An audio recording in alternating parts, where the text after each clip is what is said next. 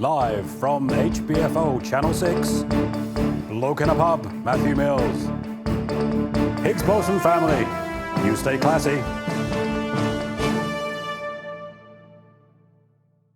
It's not fair, it's not fair. I want to stay being the president. Oi, sort yourself out. You can't all be winners, regardless of what liberal education policymakers would tell you. Exactly. Be more like Joe. Now, you two sit there and play nice. Anyway, welcome to the unsubstantiated fraud allegation that is Bloke in a Pub, and I, Matthew Mills, will deny that in court. So, here we are, the day after what should have been the US presidential election results, and we've got pandemonium with a president incumbent, for the moment at least, claiming that there has been fraud, gerrymandering, rigging, as if we didn't see this coming. And the question is, what does this actually mean for the US presidential election? What does it mean for markets, and what does it mean for investors?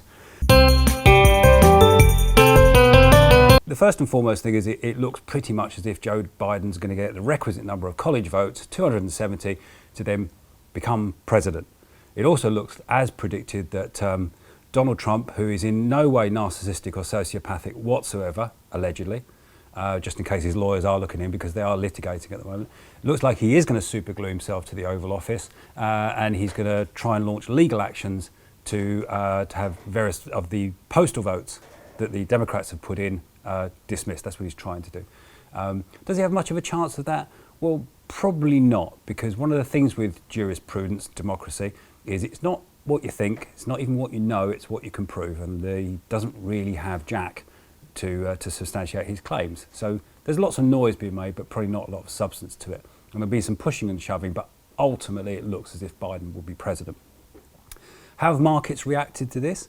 Well, markets have actually reacted broadly positive and are up by several percentage points, both here and across the pond, on where they were this time last week. And the reason for that largely is that Biden and the Democratic Party want to launch a massive multi-trillion-dollar fiscal stimulus for the US economy to push it forward. And so investors in the markets are thinking that this could push forward profits and therefore dividends and therefore share prices. What does it mean for us as investors? Well, in the short term, probably another bout of volatility, but that's been largely absorbed and priced in by the markets who really are expecting Biden to be in the White House within the next week or two, are really accepting that Donald Trump's making a great deal of noise and probably not much else. In the longer term, we should see an uptick in markets on the basis of a financial stimulus being introduced.